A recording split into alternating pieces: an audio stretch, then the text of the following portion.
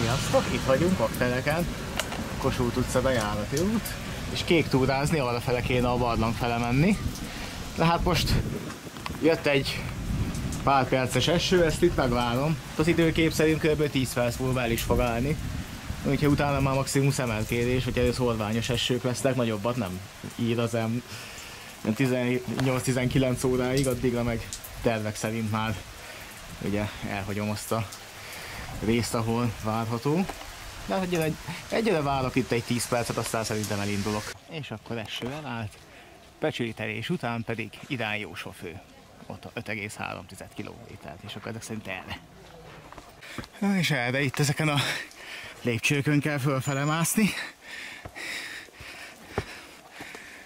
Úgyhogy elállt az eső, kisütött a nap, mehetünk. És sikerült felkapaszkodni itt a lépcsőn, és ez a kilátás. És itt még tovább a járdán.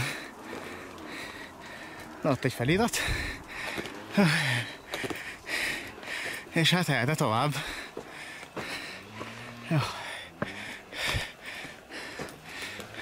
Baladlatető. Kilátás megvan. És hát errefele megy tovább az út. Hát itt a köveken keresztül. Kék jelzés erre. És ott a kőre is felfestették. Itt van a kőre is felfestve, hogy egyértelműbb legyen. Ezt nézzétek, innen aztán jó a panoráma. Hát és igen, ezen az úton kell menni. Itt van egy tájékoztató tábla is, majd mindjárt olvasom, hogy mit lehet innen látni. Akteleken kívül. Ja, Akteleki karszsznövényvilága. Hát akkor itt a különböző növények, a varjúháj, meg a pimpó, meg lehet, hogy látunk majd szalamandrát is. Na hát ott van a barlanghoz vezető, és az ott Aktelek szembe.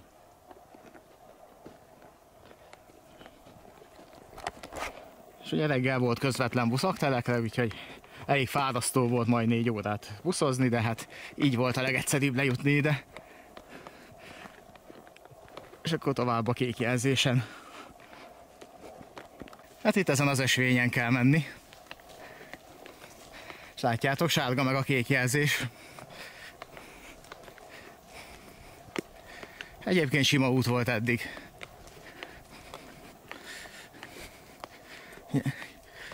És a hőfok is most már egy picit jobb lett, mert most ezzel a futózáporral mondjuk 28-szor lement 22-re. Csak most meg nagyon párás lett a levegő. És majd olyan 17 körül mond egy újabb ilyen rövidebb záport. De hát addigra már Jósfafőre biztos beérek. Meg szerintem már Derenkre is, és akkor onnan meg már nincs sok hátra. Ugye Derenken túl van egy picivel a szállás. És akkor Tóhegyi Karmezőnél vagyunk. Baladla barlang az még 3,9 kilométerre van. És ami még errefele van, így ugye azt látjátok, hogy Baladla tetőletén szinte a kék talpal a Kossuth barlang, és itt van 5,3 kilométerre. Ott van a fán is a kék jelzés, nagyon helyesen. Úgyhogy haladhatunk. Na hát ez igen. 2 oldal csalán, és egy szűk ösvény. Ez már valami. És elég jól be van nőve. Na, de mindegy, ezen keresztül kell caplatni. Hát itt még az ösvény is alig látható, na most már talán egy picit jobb a helyzet. Na, viszont a panoráma az ott van a szeren. Ismét erdei szakasz, és errefele folytatódik. Ez már egy szélesebb erdei út.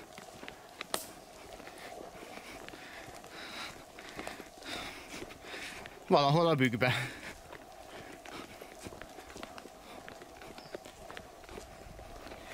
Ez már igen. És hát ilyen nagyobb emelkedő és lejtő még nem volt, de úgy olvastam, hogy lesz majd. Hát aztán majd, hogy milyen meredekségű és mennyi, hát az majd úgyis akkor derül ki, hogyha már átmentem rajta. Egyenlőre még simán tovább. Baladla tetőilletérőnél vagyunk, és 2,3 kilométert jöttem már eddig Aktelek kempingtől.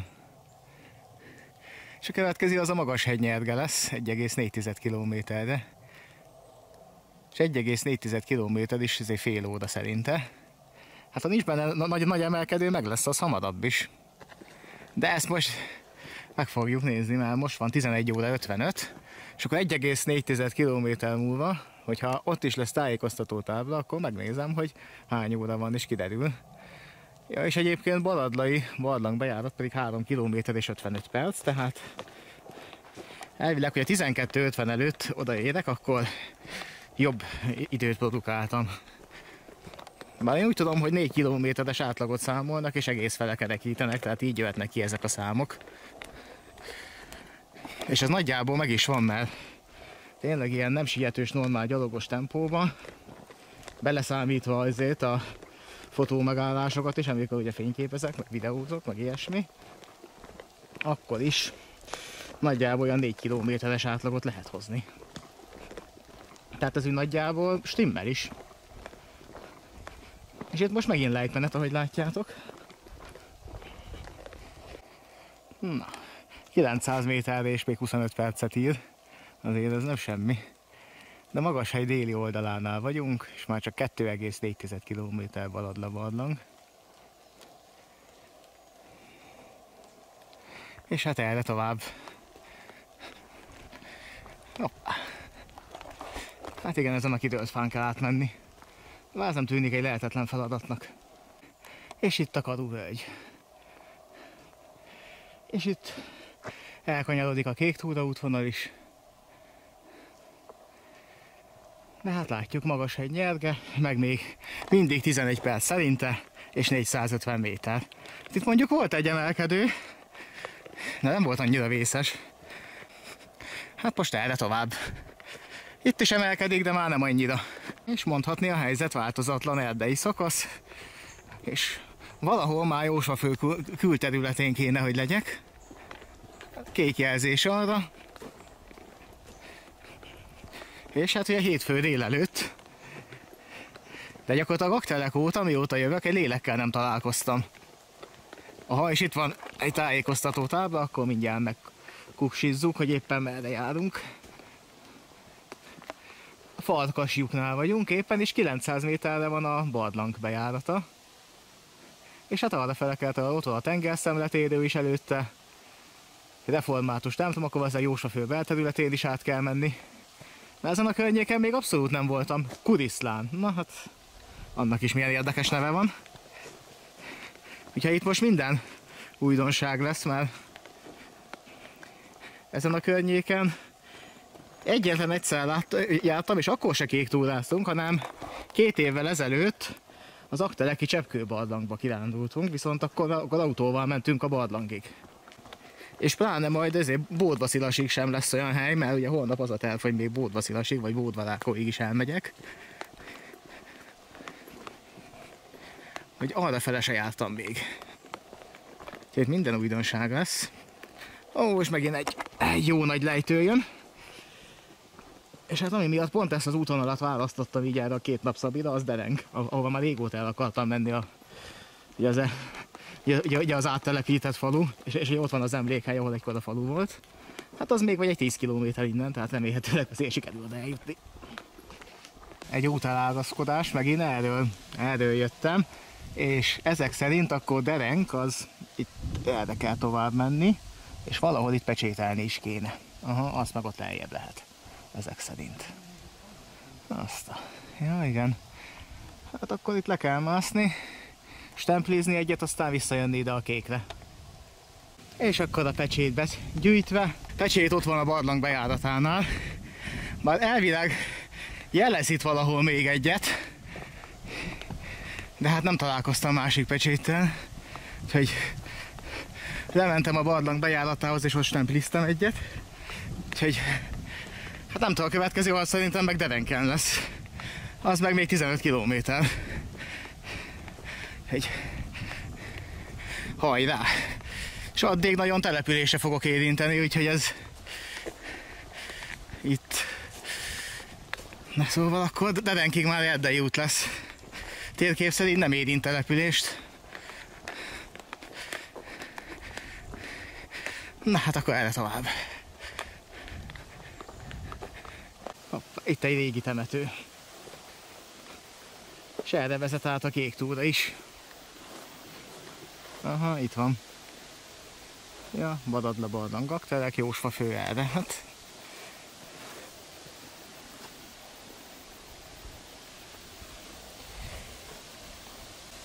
És arra fele kell tovább menni. És akkor Jósfa fő.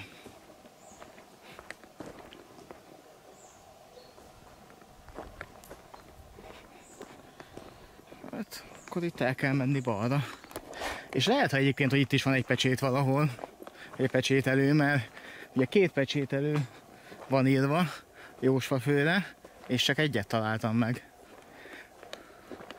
Tehát akkor viszont, ha ezt tudom előre, akkor pecsételhettem volna itt is valahol. Szóval erre kell menni, ez már biztos. És másik pecsételő helyet nem találtam, lehet, hogy az majd itt lesz még valahol. Akkor Jósfa fő belterülete, és itt volt egy kék kút, és ez az utolsó vízvételezési hely, szerintem az úton. És nézzétek, és valóban itt egy pecsételő, tehát ha ezt tudtam volna, akkor nem kellett volna letérni ott a barlang bejáratánál. Ha, és itt is van, hogy ez a Kecsővölgyi átkötés. Csak a Kecsővölgy a másik irányban van. De hát akkor itt a többi úti cél. Hát Derenk az még elég messze van. Itt egy patak. És hát ezen a hídon kell át kell. Ó, igen, és ott arra fele, ott fel az emelkedőt, arra kell menni tovább. Na, ezt nézzétek. És erre kell menni, és ott a másik kék jelzés is. És itt a villanypásztor. Viszont itt van egy szigetelt rész, ahol elvileg ki lehet akasztani. Hát vagy át kell alatta bújni. És hát erre van kijelölve a kék túra útvonalon, látjátok, ott van, tehát itt kell átmenni.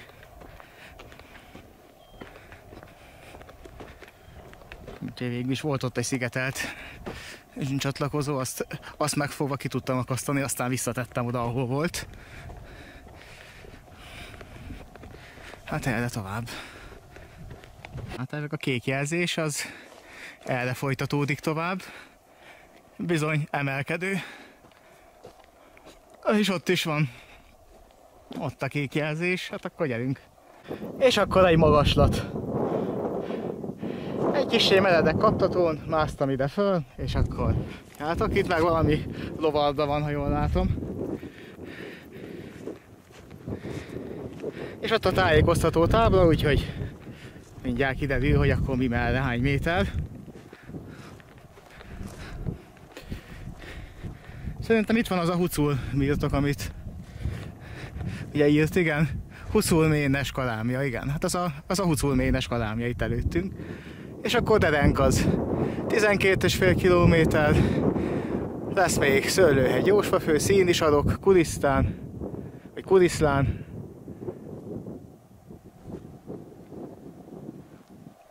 És lónak a nyomai. Minden irányba, hát bizony. Itt ló járt. Az, hogy mikor, azt most nem fogom megvizsgálni. De hát, akkor erre kell menni. És majd valószínűleg ott valamelyik hegyre ott, amit itt látunk, kell majd fölmászni. Ha nem ma, akkor majd holnap. Bódvaszilas fele, ki tudja. Tehát itt jó messze el lehet látni, úgyhogy itt érdemes nézelődni.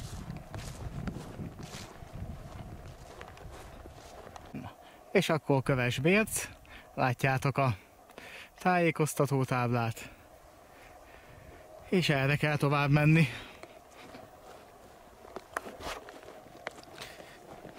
Hát majd később lesz ott útelágazás, hát most remélhetőleg ott is ki lesz táblázva, hogy merre. Na. És még mindig itt, az Erdei úton, mellettem az egykori villanypásztor, de már nincsenek rajta drótok. És hát így tovább. Aztán hamarosan jön majd az Erdei út.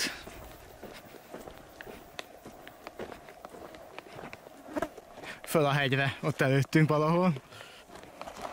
Kell majd biztos fölfele is mászni, ezeket a hegyeket meg kell mászni majd idővel.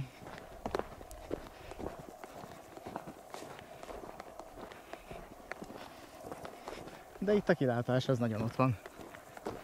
És jó messzire el lehet látni, ezt nézzétek.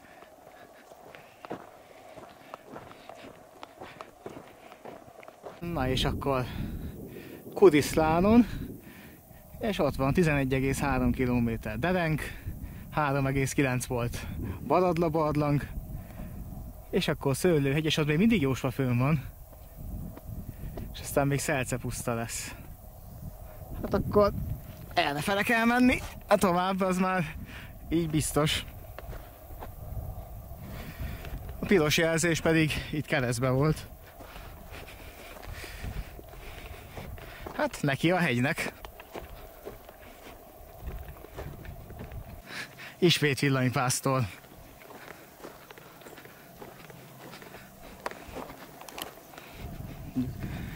Mondjuk itt rátették a turista útra, de gondoltak rá, hogy át lehessen azért menni, tehát megfogva ezt a szigetelt fogantyút, itt ki lehet akasztani.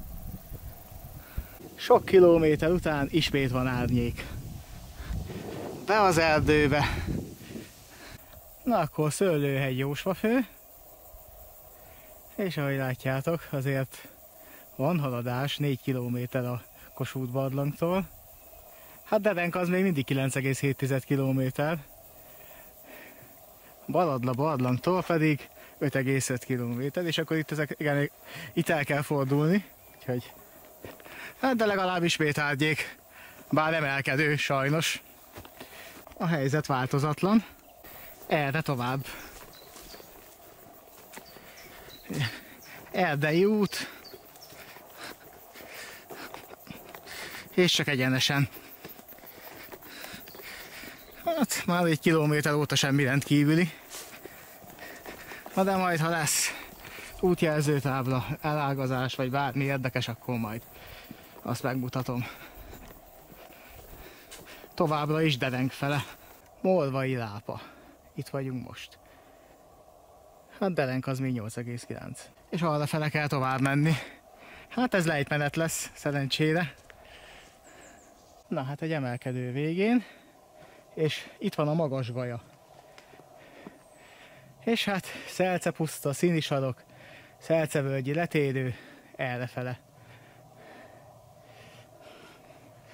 Itt egy tájékoztatás az országos kék túráról, meg az országos kék kördől. Ugye most vagy egy újabb emelkedő, mellettünk meg kerítés. Úgyhogy itt legalább teljesen egyértelmű, merre kell menni. És akkor Német Lápa. 365 méteren.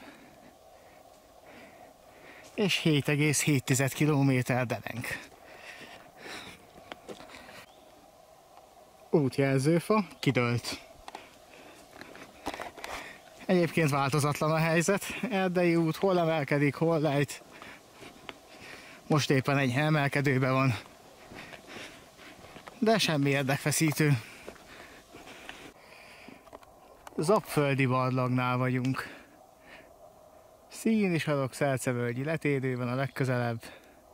És már 8,3 kilométerre van a Jósvafői bejárata a barlangnak. Aktelek pedig még messzebb. És már a Huculménes kadámja is, ami ott a tisztáson volt, vagy ott a... Szóval már a Huculménes barlangja is messze van. Nyírjes. Derenk még 6,4. És itt az emelkedő teteje.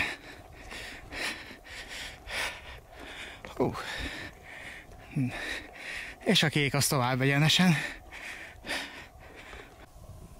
Erdei szakasz vége. Itt ki az erdőből. Ott egy vadászles. És erre tovább.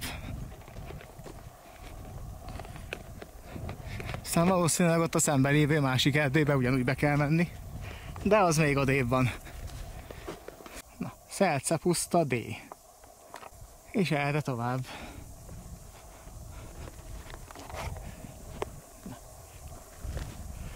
Hát most közben beborult, ami jó. Itt szabad téren legalábbis. Nem süt a nap. És erről érkezve, itt van színsarok. És itt már ezen a műúton kell menni tovább. Szelce-puszta. Nagyjából ebből a szállóból áll az egész. És itt látjátok ismét emelkedő. És még tart a műút. Erre tovább. Itt van még egy, az meg mögötte még egy. Hát nem egy nagy metropolis, Szelce-puszta se. És akkor Szelce-puszta másik oldala. Ahogy mutatja, Derenk van most már legközelebb. Illetve a Patkós, itt a Patkós Ménesvölgy. Aztán Vidomály, Szádvári letérő. Hát ahogy arra is kell menni, úgyhogy az majd a Szádvári letérőnél kell lemenjek majd a Szögliget fele. És akkor jön az erdei szakasz ismét. Egyenlőre lejtmenettel. Patkós völgy oldala.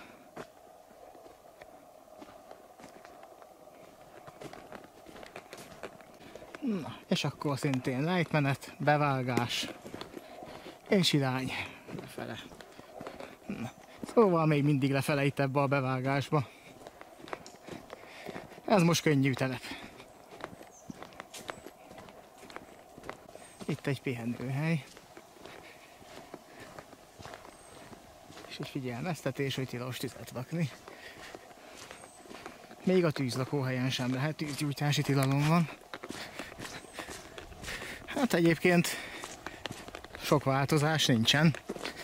Itt ez az erdei út, battyogok rajta lefele, és ennyi. Ménesvölgy. 3,2-re Derengtől. És elágazás, de hát akkor arra kell tovább menni. És ismét ki az erdőből.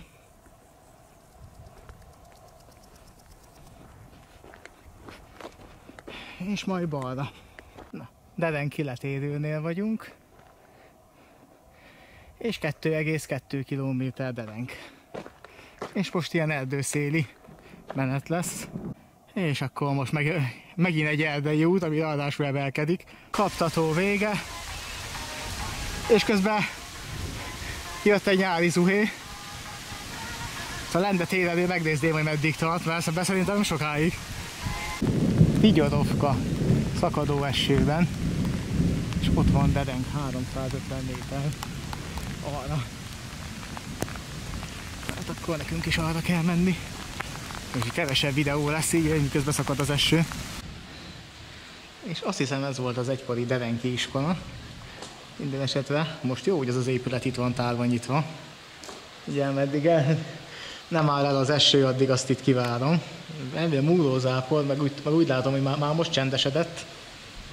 Úgyhogy remélhetőleg nem tart sokáig, viszont addig szép tudok itt nézni.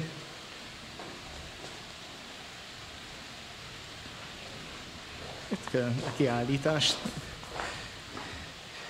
a derenkiekről, vagy hát a Derenk községről.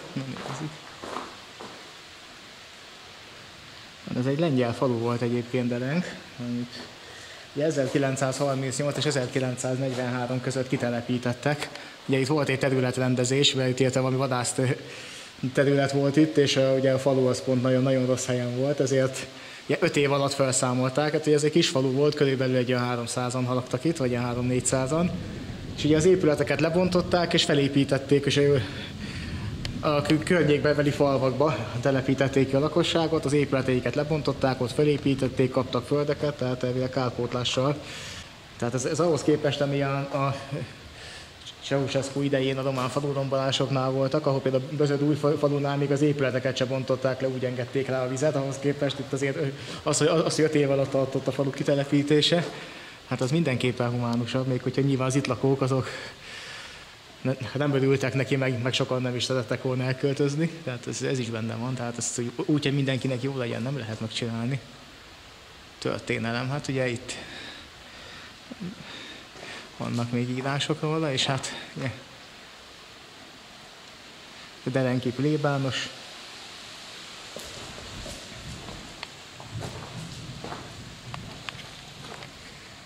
Aha, és a fatemplom. Ugye ez sincs már meg, ez a templom.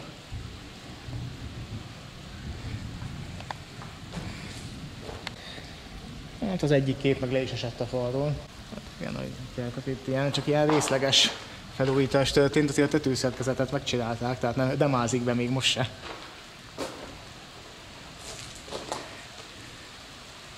Derenki asszony András tanyán, és 1981-es, ez már a falu felszámolása után. Egyébként azt hiszem, hogy évente szokott itt rendezvény is lenni. Hát lehet, hogy ez a főbejárat. Na hát, így látjátok, hogy azért csendesedett már az eső. Viszont itt sincs térelő. Meg nagyon világítás se. Aha, és ez volt a temető. 1990-től évente itt összegyűlnek. Jó, majd ezeket le fogom fényképezni, és akkor majd ugye, feltöltöm a Facebook oldalamra, és akkor átnézni. De hát itt egy Derenki búcsú, azt nem írják, hogy mikor készült a kép.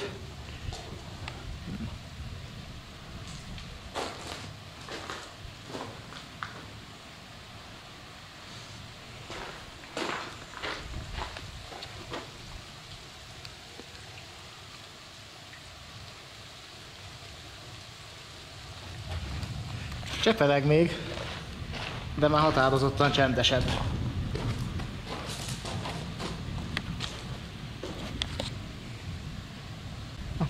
Ez is a Derenki búcsún készült.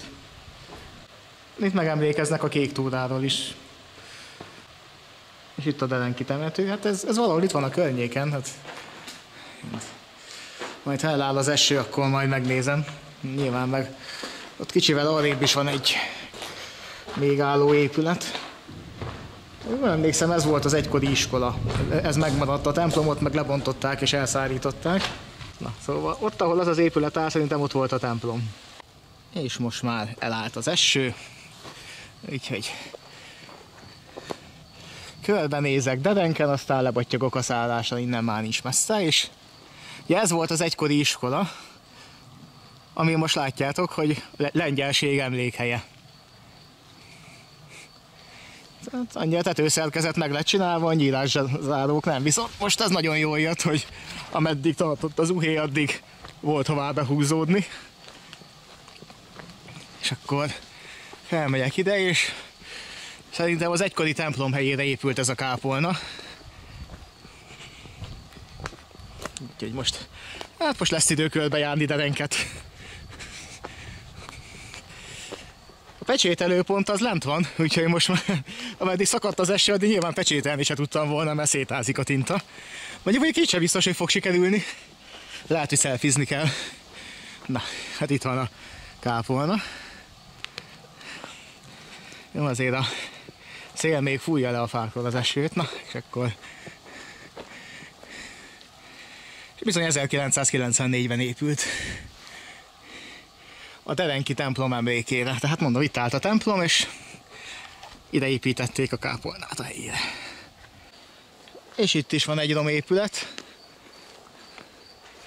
meg mellette egy kisebb másik, ami nem tudom mi akarna lenni.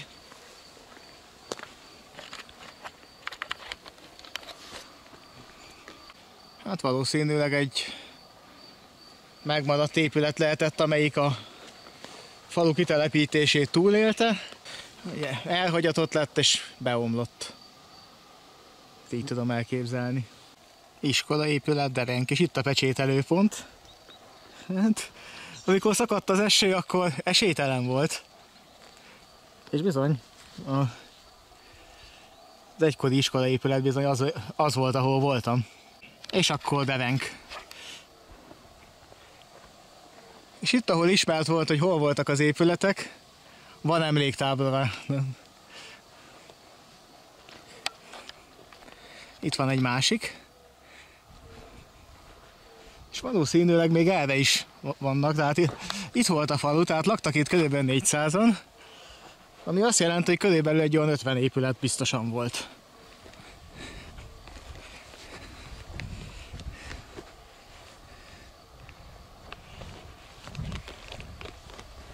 Hát akkor még elnézek erre.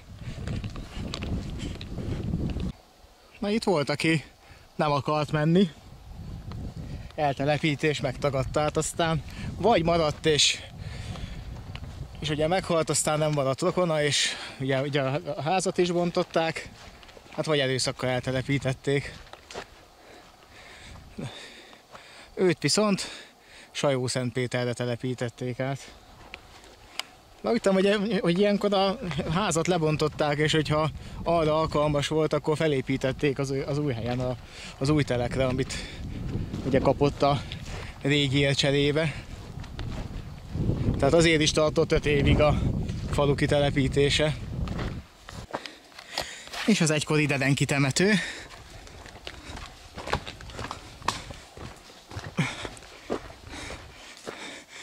Itt emléktábla is van Dedenkről. 1865 halottat temettek itt el. És itt a temető.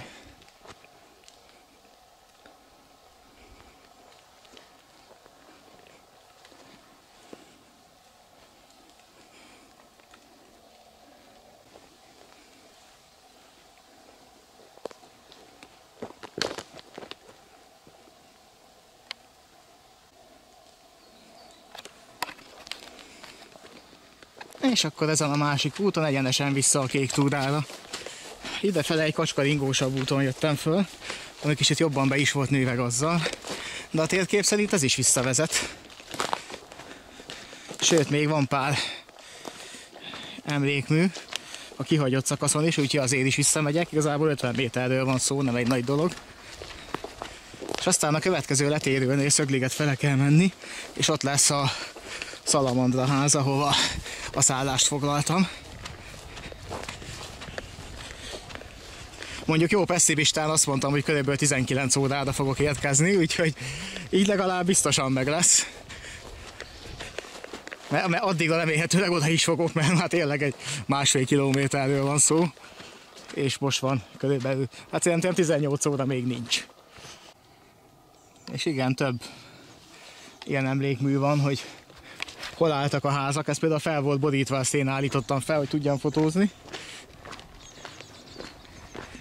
Hát igen, ez nyilván nem jó, hogyha, meg hát nem lehet jó érzés, sőt biztosan nem az, hogyha egyszer csak így közlik veled, hogy ezért ugye, hogy el kell költözzél, mert ugye kiürítik a falut, vagy ezért, hogy áttelepítik. De itt is volt egy. Még akkor is, hogyha akár a meglévő házadat is felépítik újra máshol, vagy hát egy közeli faluba kell áttelepíteni. Hát a román falurombolásoknál meg ennél még drasztikusabbak voltak, hogy ott a falusiak kaptak a nagyvárosba, lakótelepeken lakást, és azt az meg egy másik életvitel, és azt nem tudták sokan megszokni. Főleg akkoriban voltak ilyenek is, hogy úgy tudom, hogy a házi állataikat is vitték, meg azért a haszonállatokat is, tehát ott tényleg volt ilyen, az nem csak legenda, hogy az erkélyen tartották a disznót, meg a szobába a tyúkokat. És ott itt is van egy. Hát most így legalább 10-et összeszámoltam, de hát ennél nyilván több épület volt. Emőd István majorba telepítették át őt is.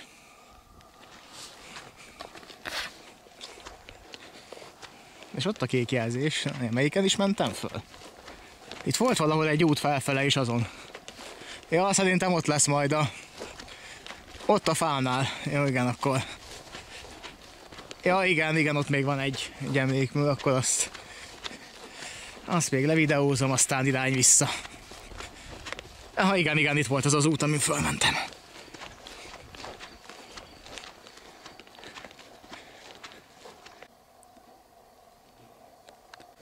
És itt volt a másik út. És hát akkor itt volt derenk. Nappá, és még itt is van.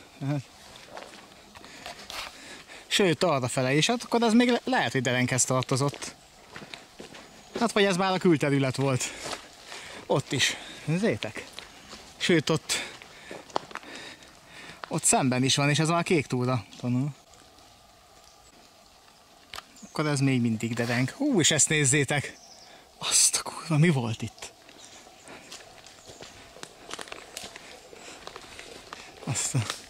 Hát ez igencsak tájképcsata után. Aha. És valakinek a volt házára meg rádölt egy fa.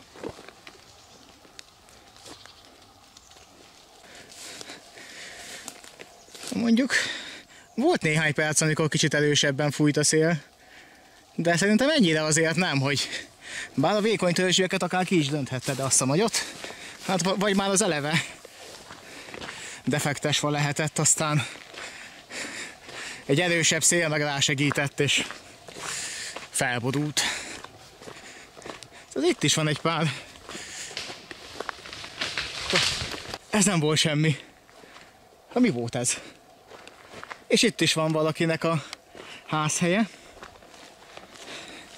Akkor ez még mindig derenk. Hát ez nem semmi. Valami ott felborult az erdőbe. Hát rám hozza a szívbajt. Jó, hát akkor van még kb. 1 kilométer, aztán letérünk. És akkor már Szögliget fele. És még mindig a kék túrán, erdei szakasz, és Szögliget fele. Aztán majd valahol itt kell letérni, kék túra szakaszról, bár szerintem ott majd lesz egy betonút, ami már a faluba vezet. Na hajrá, nem már csak néhány száz méter. Itt vagyunk Vidománynál. Szádvári letérő, az 1 kilométerre van. Az Meteorbarlang is 7,3. Szabó-Pallag erdészház, ma a következő pecsételőpont, hát az majd holnapra marad.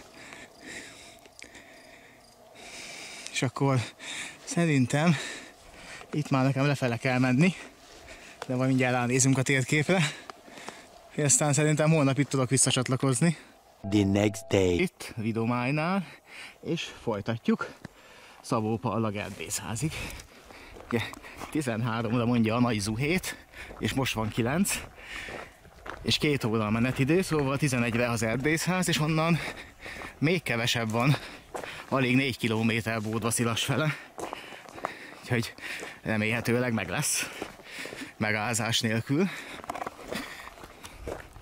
Meg hát az erdészháznál, hogyha nagyon esik, akkor ott ki lehet várni. Úgyhogy előre tovább.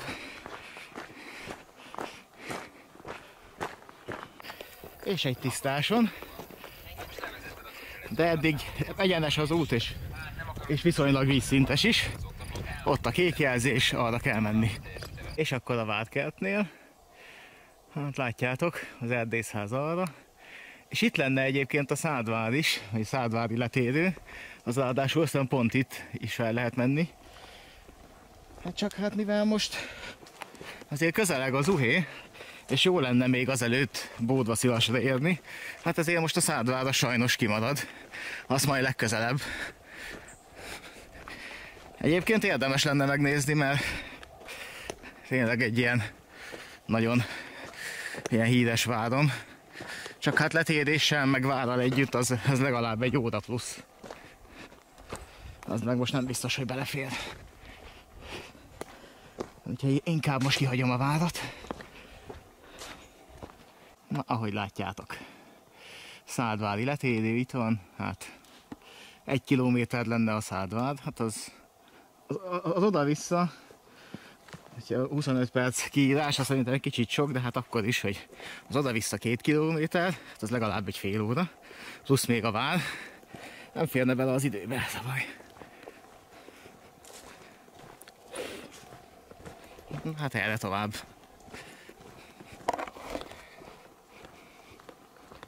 Na itt a panoráma.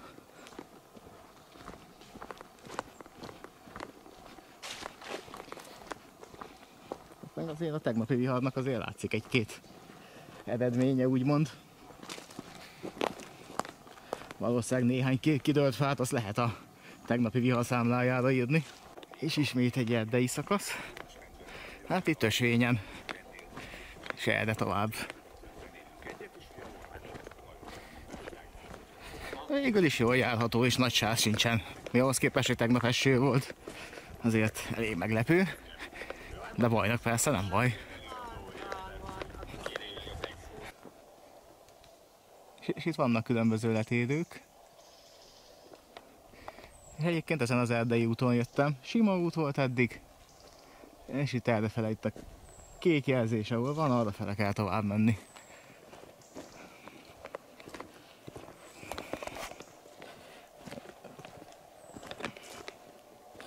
Hopp, hopp, hopp.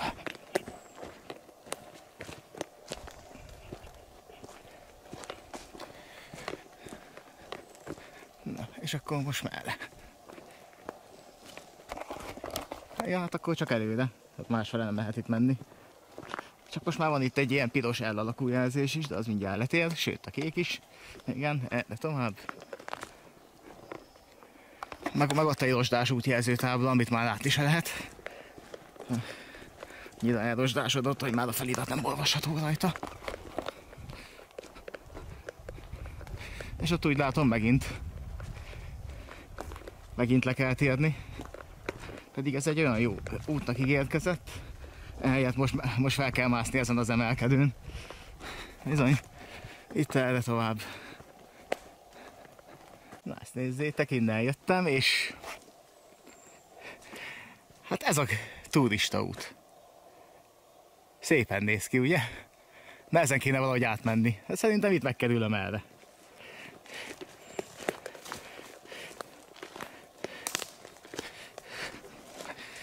Így, hát nem lehet más csinálni. Ez valószínűleg a tegnapi nagyobb zuhé volt, ami ezt elintézte. Kidöntötte ide ezt a fát, aztán ennyi, de nem baj, ki lehet ezt kerülni. Nagy Bene Bércalja, itt vagyunk most. És látjátok, arrafele kell menni a Szabó-Pallag erdészház még mindig. 3,1 kilométer. És hát akkor erre tovább.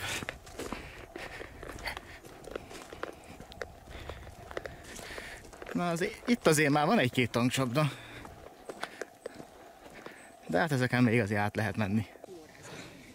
Ja, hát a helyzet változatlan. Azért volt itt egy nagyobb emelkedő. És most már egyenesen. Hát erdei szakasz továbbra is. De olyan nagyon sok minden itt nem történik. Tájékoztató tábla se volt már egy ideje. Ezt nézzétek. Szabó-Pallag erdészház, 1,7 km és a Bába völgybe vagyunk. És ott megint balra kell menni, egy szélesebb erdei úton. És akkor Bagjak, szakadék a Zsomboly. Hát haladtunk, nem is keveset. Ugye Vidománynál kezdtem, és már 5,5 km, és bizony itt van, 450 méterre az erdészház, ami egyben pecsételőpont is. Aztán onnan Bódva-Szilas az körülbelül 4 kilométer. Hát ugye a központ az kicsit messzebb van, de szerintem nekem addig el se kell menni, mert a vasútállomásnál van a pecsételőpont.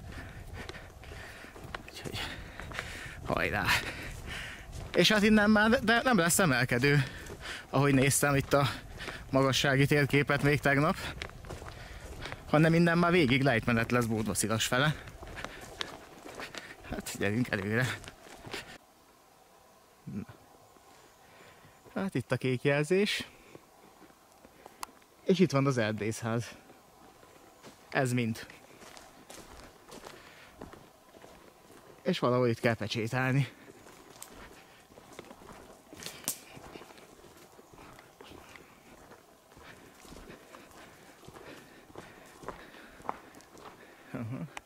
Szabó-Pallag vadászház. Itt vagyunk most.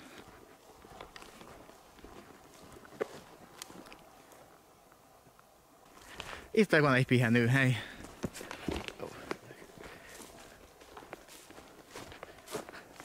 És majd arra fele kell tovább lefele menni Bódva-Szilas fele. Kutnok Bódvacilasra egy tájékoztató, hát látjátok. Ott vagyunk most az erdészháznál, és akkor ott kell szépen lemenni Bódvacilasig, ott a vasútállomás. Hát Bódvarákóval szerintem most ki fog maradni, mert zuhé veszély van. Úgy körülbelül másfél óra múlva csap le a zuhé. Az időkép szerint, bár most nem tudom nézni, mert nincs térerő, de hát elvileg 5 km és 1 óra 20 perc. Ameddig leérek a központba, a vasútállomáshoz. Örülnék, ha addig kibírná. Hát erre lefele, hát innen már végig lejteni fog. És még egy pár kilométer csak az erdőbe. Hát olyan 2-3 maximum. Aztán utána már jön elvileg a sima. Na, szóval elvileg ott már szilárd út jön. Meg belterület.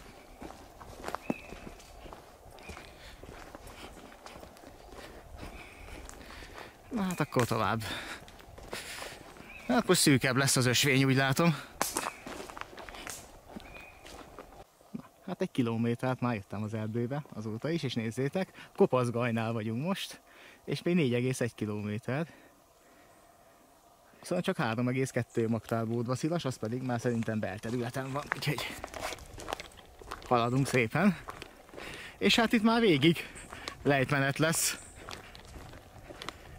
Így gyakorlatilag le kell jönni a hegyről a völgybe. És ott vagyunk Bódvacilason. Azért vannak ilyen szűk ösvények, mit nem mondjak.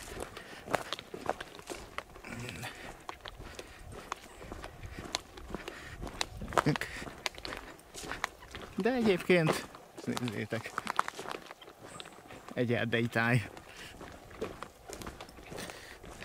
Meteor barlang útjelzőtábla, hát éppen még a Szentlélek tartja. Hát, akkor ezek szerint még 3,7 km, igen, és itt van a Meteor barlang elfele. Hát itt meg tovább lefele. Kék jelzés, az még továbbra is lefele megy. Hát 3,7 még. Jövök 100 métert, és akkor már nem jó, de nem is tragikus távolságban lesz a vasútállomás. Így. Hát innen már csak lefele. Na, most lehet, hogy lesz egy nagyobb meredek. Na, az ott már lehet, hogy Bódvacilas, ott a völgybe. Innen egész jó a kilátás. Egyébként ezen az erdei úton jöttem. És ugyanígy ezen a szűk ösvényen kell tovább menni.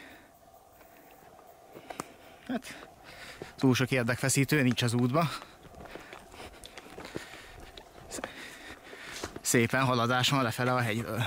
Szőlős fejkert. 2,6 km-re van a Bódvacilasi vasútállomás, és 1,6-ra a Bódvacilasi magtár. És továbbra is lefele a hegyről. Csak időközben szélesedett az út. Ez már egy erdei út, nem egy sima ösvény. Hát aztán nem tudom, meddig megyünk rajta, lehet, hogy nem sokáig. De hát itt lefele. De ezt nézzétek azért, ezen nem volt semmi átmenni. De remélhetőleg most már ebben a maradék 2 kilométerben azért ekkora nagy csapdák nem lesznek. Azért ez durva volt. És nem lehetett kikerülni se ott a bevágásban, mert az megcsúszott. Úgyhogy nagy nehezen át kellett mászni rajta.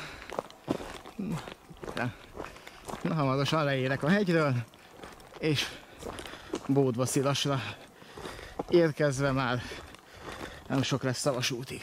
Célegyenes, onnan jöttem, és előttem Bódvacilas. Ott van a magtár szembe, és a magtártól még van 1 kilométer a vasútig, és egyébként meg most már egyre jobban lóg az esőlába, de hát reménykedek benne, hogy azért még ezt a pár percet kibírja, mielőtt jön a nagy zuhé. Egyébként 13 órára írja az időkép, vagy legalábbis írta reggel, most már 12-re is írja, úgyhogy az meg már mindjárt itt van, úgyhogy sietni kell. De hát 4 óra maximum, aztán ott vagyok a vasútállomásra, utána felőlem már eshet. És akkor látjátok, Bódvacilas magtár, és 900 méterre van a vasútállomás.